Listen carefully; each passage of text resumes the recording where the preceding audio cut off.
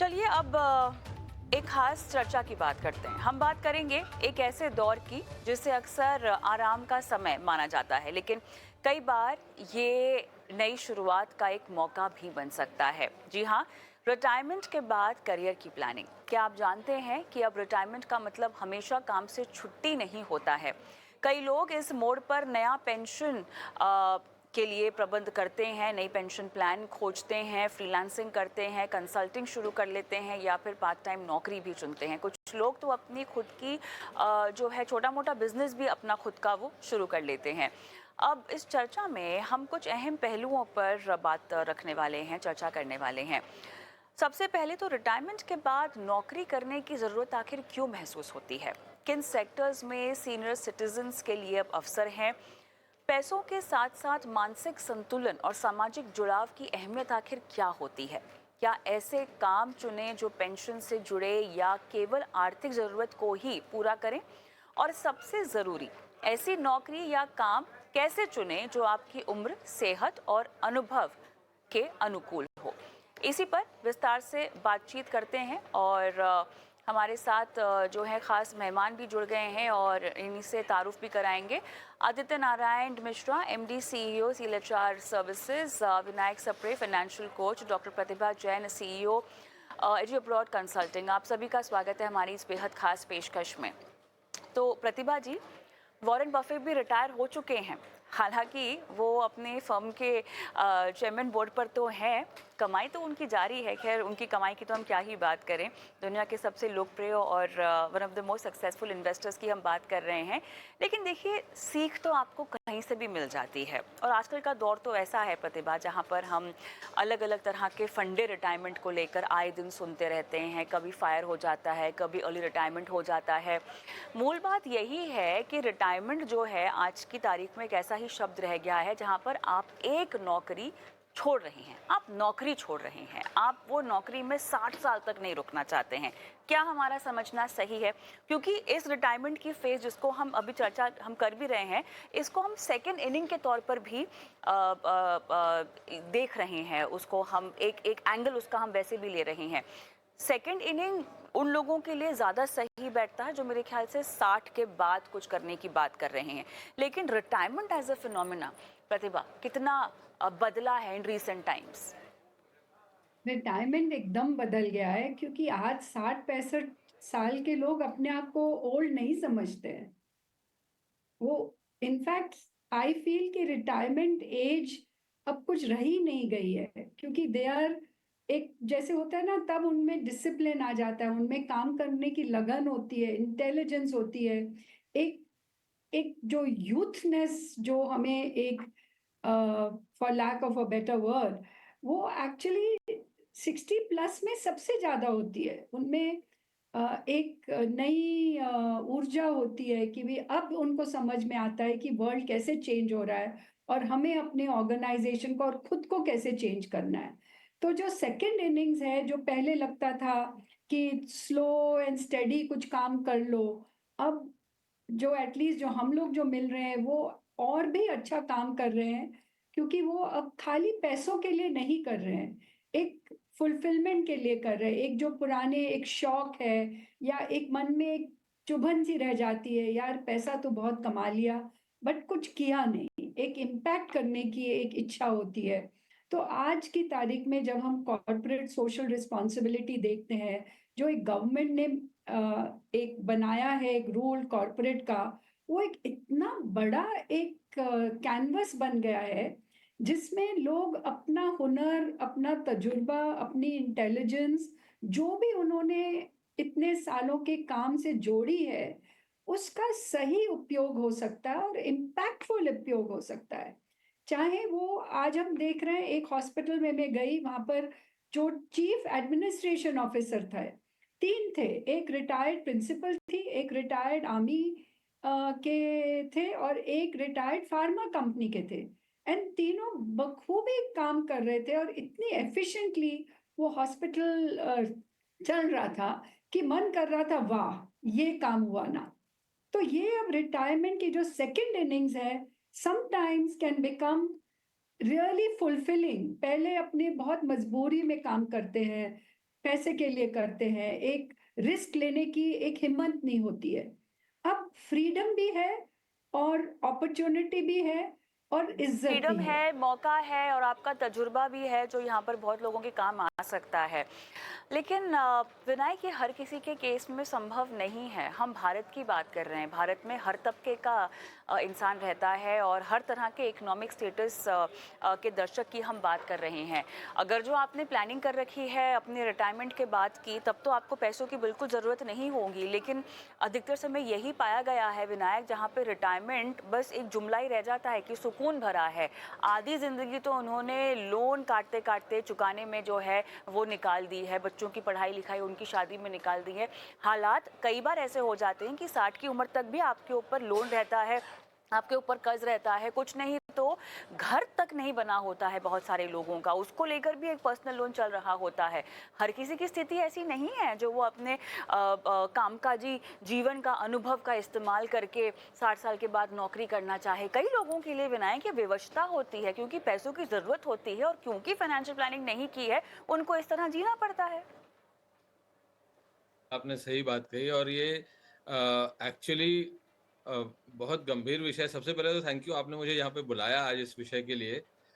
तो ये एक्चुअली बहुत गंभीर विषय है। इनफैक्ट ये कल की बात है, हम लोग एक व्यक्ति के बारे में बात कर रहे थे जिन्होंने 60 वर्ष के हो गए हैं और अभी भी कर्ज लदा हुआ है उनके ऊपर, और उनका एक बेटा है जो बाहर है, नौकरी में है।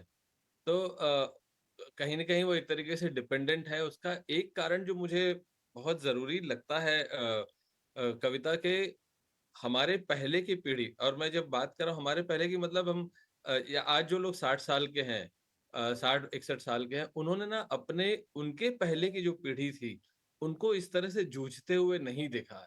उसका सबसे बड़ा कारण ये है कि उनका लाइफ़स्टाइल एक्सपेंसेस इतना ज़्यादा नहीं था, उनके एस्पिरेशंस इतने ज़्यादा नहीं थे, महत्वाकांक्षाएँ इतनी ज़्यादा नहीं थी। इस वजह से जब ये खर्च कर रहे थे, तब उनको अंदाज़ा नहीं था शायद कि मेरे ऊपर इतना बड़ा बोझ आ सकता है भविष्य में। तो अब इस वजह से आज भी उनके लिए नौकरी करना एक मजबूरी का सबब बन चुका है, और ये कारण है कि उन्होंने अगर वो पहले थोड़ी फाइनेंशियल प्लानिंग की होती, क्योंकि पिछले 20-22 सालों में, 25 सालों में शिक्षा का जो खर्च है वो बहुत ज़्यादा बढ़ गया है, जो शायद उन्होंने कभी प्रोविज़न नहीं किया होगा अपने बच्चे के लिए जब वो पढ़ा रहे थे, कि आगे भविष्य में शायद ऐसी मुसीबत आ सकती है। तो इस वजह से भी उनको आज मजबूरी है कि वो नौकरी करें, और जो उनके कर्ज लेके रखे हुए हैं उन उसका निपटारा करने की भी उनको आवश्यकता है। तो नारायण, अब इस पूरी चर्चा को हम दूसरे पहलू पर भी लेकर जाना चाहते हैं। मैं जानना चाहती हूँ आपसे कि नौकरी के क्या-क्या विकल्प आपके पास मौजूद रहते हैं। एक तो वो शख्स जो कि 60 के बाद सामाजिक जुड़ाव के लिए नौकरी करना चाहता है, जिसके लिए पैसा प्राथमिकता नहीं है, ठीक है? उनके लिए एक तो किस तरह की नौकरियाँ। दूसरा, वो शख्स जिसको पैसों की ज़रूरत है, जिसकी दिक्कतें विनायक जी ने भी हाईलाइट की हैं, उन्हें किस तरह की नौकरियों के विकल्प जो हैं वो मिलेंगे 60 के बाद? देखिए, ये जो रिटायरमेंट एज हम 60 साल का मानकर चलते हैं, ये सब जगह में, सब क्षेत्र में ये अप्लाई नहीं होता है। कभी-कभी ऐसा भी हो जाता है, कोई 50 साल में रिटायर कर लेता है, और ऐसे बहुत सारे व्यक्ति हैं जो 65 साल के बाद भी रिटायर नहीं कर पाते हैं, वो फाइनेंशियल रीज़न के वजह से। तो ये एक पॉइंट हो गया। तो जो लोग 50 साल में मान लीजिए रिटायर कर रहे हैं, उनका हालात कुछ अलग होते हैं। एक हो सकता है कि स्किल सेट्स अभी रेलेवेंट नहीं है, इसीलिए उनको रिटायरमेंट लेना पड़ा, या रिटायरमेंट उनके ऊपर थोप दिया गया। तो उनको कैसे ज़िंदगी अभी बितानी है, वो एक तरह का चैलेंज है। वो नए स्किल्स को एक्वायर कर पाएँगे, कुछ ऐसे मीनिंगफुल जॉब्स ले पाएँगे, या किसी ने वॉलंटरीली रिटायरमेंट ले लिया, बोला कि 50 साल हो गया, मेरा जितना फाइनेंशियल फ्रीडम वो मिल गया है, अभी मैं अपने टर्म्स में फ्रीलांसिंग करूँगा, या सोसाइटी को कुछ मैं रिटर्न बैक करूंगा, मेरा जो अपना स्किल्स है उसके बेसिस पे मैं कुछ लोगों को पढ़ाऊंगा, कुछ लोगों का स्किल्स पढ़ाऊंगा, वो सेकंड कैटेगरी हो गया। और जो थर्ड कैटेगरी है, वेरी लार्ज कैटेगरी, जो 60 साल में प्रॉपरली उनको रिटायरमेंट हो गया है, वो शायद सरकारी नौकरी करते थे या बेसरकारी नौकरी में थे, जो भी हो, उनको अभी अपना जिंदगी चलाना है।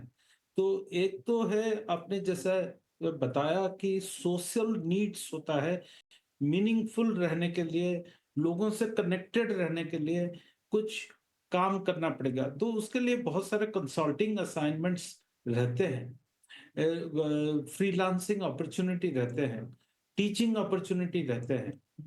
तो अ, वो एक कैटेगरी हो गया। और एक कैटेगरी जो है कि लोगों को कुछ फाइनेंशियल फ्रीडम उनका आया नहीं है, जैसे विनायक जी ने बता रहे थे कि उनके ऊपर और कर्जा है या उनका फ्यूचर सिक्योर्ड नहीं है, वो और सेविंग्स करना चाहते हैं, तो उनको कुछ जॉब्स लेना पड़ता है।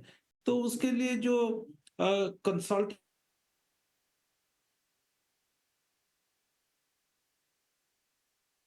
लास्ट पॉइंट एक मैं बताना चाहता हूं कि एंटरप्रेन्योरशिप, उसके लिए कोई आपका एज की कोई एंट्री लेवल एज का क्राइटेरिया कुछ नहीं रहता है। आपके दिमाग में आइडिया रहना चाहिए, आपका एजिलिटी रहना चाहिए, बिजनेस का एक्यूमेन रहना चाहिए, कुछ बिल्डअप करने का वो जोश अपने अपने पास रहना चाहिए। अभी रिसेंटली लास्ट वीक ही मैं देख रहा था, किसी ने 91 इयर्स ऑफ एज में एक बिजनेस उन्होंने स्टार्ट किया है, और अभी उनका अभी एज 98 ईयर्स है। मतलब इतना उनके अंदर उतना डिटर्मिनेशन है, पैशन है कि वो बिजनेस भी कर पा रही हैं। तो entrepreneurship is also a very good option, that कोई भी 60 साल के बाद एंटरप्रेन्योरशिप का करियर भी बना सकता है। तो मैं ये 5 डिफरेंट टाइप का ऑप्शंस में देख रहा हूँ सामने। ठीक है विनायक जी, अब इसमें से प्रैक्टिकली कितना अपनाया जा सकता है, और दूसरा एक बहुत बड़ा पहलू, पैसों पे कितना कॉम्प्रोमाइज करना पड़ेगा? उन लोगों को मैं छाट दे रही हूँ जिनके लिए पैसे प्राथमिकता नहीं है 60 के बाद, रिटायरमेंट के बाद, लेकिन जिनके लिए है वो इस रास्ते पर अगर चले, क्योंकि जोश भरपूर है अपने पास, ठीक है, रोड मैप नहीं है और पैसे की जरूरत है। विनायक जी। जी उसमें देखिए एक तो ये है कि कुछ चीज़ें हैं जिस पे आपका कोई कंट्रोल नहीं है। फॉर एग्जांपल अगर मेडिकल का खर्चा है उसमें आप कुछ नहीं कर सकते। लेकिन अगर आप आज स्पेशली जब आप उन लोगों की बात कर रही हैं उनको आपने अलग छाट ही दिया कि जिनको पैसे की ज़रूरत नहीं है, सिर्फ टाइम बिताना है। तो जिनको लेकिन पैसे की ज़रूरत है, ऐसे लोगों के लिए उनको अपने खर्चों पे थोड़ा कॉम्प्रोमाइज़ तो करना पड़ेगा, जो बड़ा दुखद है। ये बहुत अच्छी स्थिति तो नहीं होगी उनके लिए। और ऐसे में अपने जब खर्चों पे कंट्रोल करने की कोशिश करें, उसमें मेन खर्चा उनका जो मुझे जो दिखाई देता है कि 60 के बाद अगर वो अपने आप को स्वस्थ रखने की कोशिश करें, तो जो मेडिकल के जो खर्च हैं, वो कुछ हद तक शायद कम हो जाएँगे। और क्योंकि जो दवाइयों का खर्च है वो दिन-ब-दिन बढ़ता जा रहा है और उसपे अपना कोई कंट्रोल है नहीं। आइडियली अगर उन्होंने पहले से मेडिकली इंश्योर्ड हैं, तो नथिंग लाइक दैट, उससे काफ़ी उनका खर्च कम हो सकता है।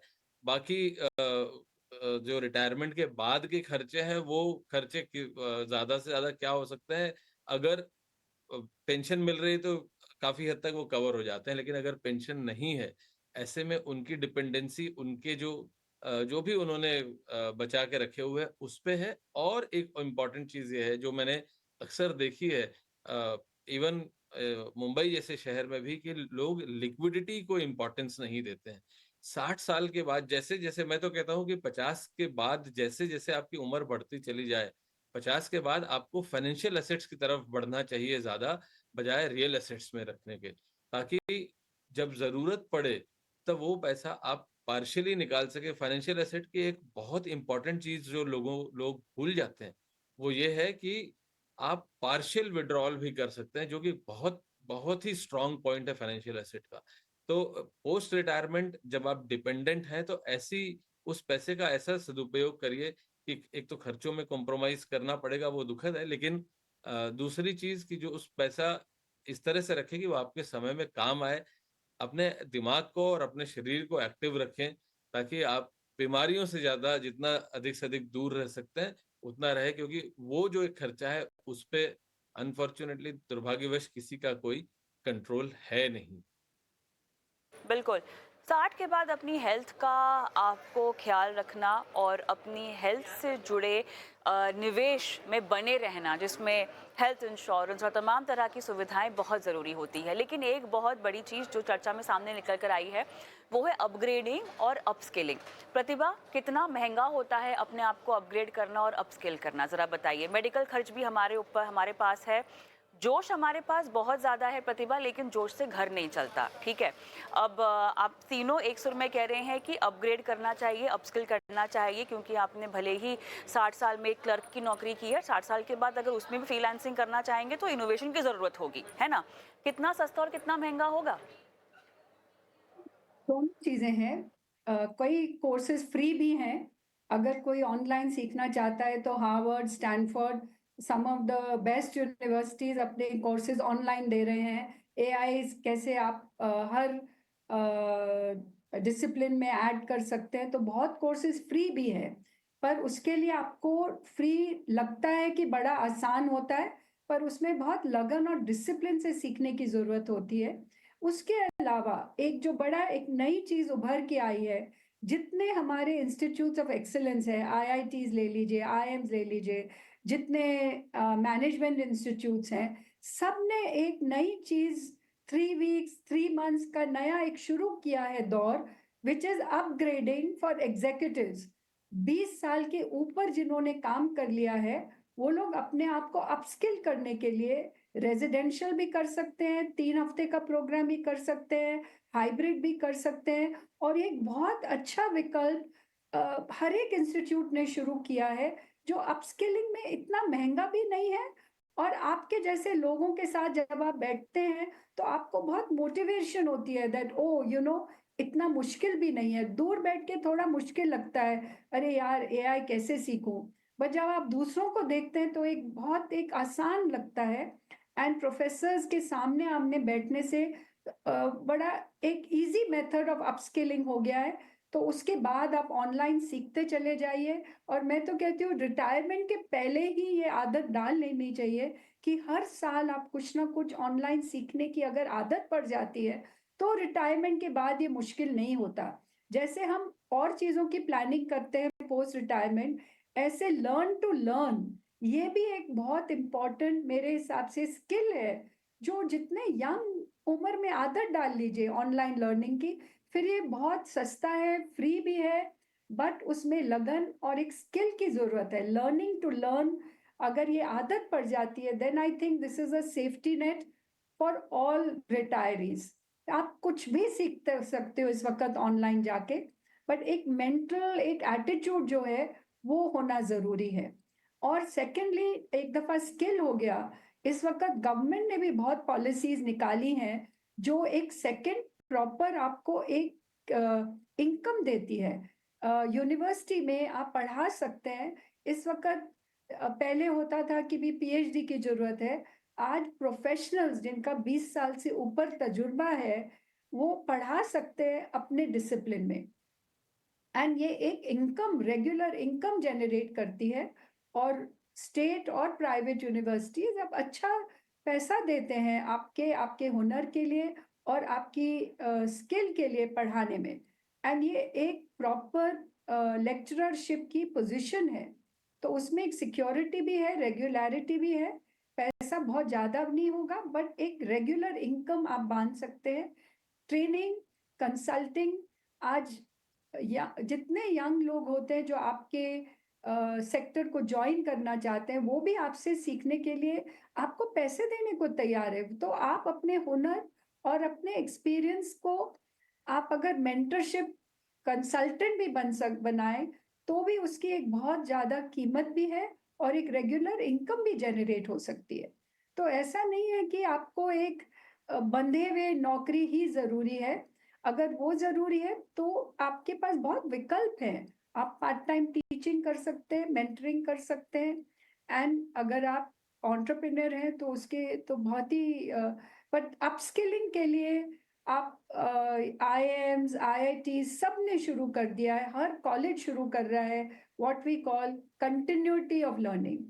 कंटिन्यूअस लर्निंग एक स्पेशल एज ग्रुप के बाद ही आप वो कोर्सेज ज्वाइन कर सकते हैं, और ये चलन अब नया शुरू हुआ है, पर मैं देख रही हूँ कि हर कॉलेज इंडिया का और इंटरनेशनल का अब इस पे एम्फोसिस कर रहा है, और बहुत तो लोग चलिए इसको यहाँ पे लर्निंग पर बहुत ज़्यादा फोकस दिया जा रहा है और जितना ज़रूरी है अपने आप को व्यस्त रखना, काम करते रहना, उतना ही ज़रूरी है कि जब तक आप 60 की उम्र तक पहुँचे, जब तक आप अपनी रिटायरमेंट के बारे में सोचें, लगे हाथों अपने फाइनेंसेस को भी आप ध्यान में रखें, ताकि 60 के बाद आपको ऐसी कोई नौकरी ना करनी पड़े या ऐसा कोई काम ना करना पड़े जिसको आप एंजॉय नहीं कर रहे हो, क्योंकि बाकी ज़िंदगी में आपने अब तक मेरे ख्याल से वही काम किया होगा जहाँ पर आपकी प्राथमिकता शायद पैसा रही होगी या आपके ऊपर जो आर्थिक कर्ज है उसको चुकाना रहा होगा। तो 60 जैसे कि हम रिटायरमेंट की सेकेंड इनिंग इसको बोल रहे हैं, ये सेकेंड इनिंग वाकई में सुकून भरी होनी चाहिए, बशर्त है कि आप थोड़ा सा ध्यान दें और प्लानिंग से आगे बढ़ें। बहुत बहुत धन्यवाद आप तीनों का इस खास चर्चा में आपने शिरकत की और दर्शकों को समझाया कि आगे कैसे बढ़ना चाहिए रिटायरमेंट प्लान को लेकर। और इसी के साथ मुझे भी इस चर्चा में इजाज़त दें, लेकिन जाते जाते आपको छोड़े जा रहे हैं हमारे व्हाट्सएप नंबर के साथ, जहाँ पर अपने सवाल आप हम तक पहुँचा सकते हैं। नमस्कार।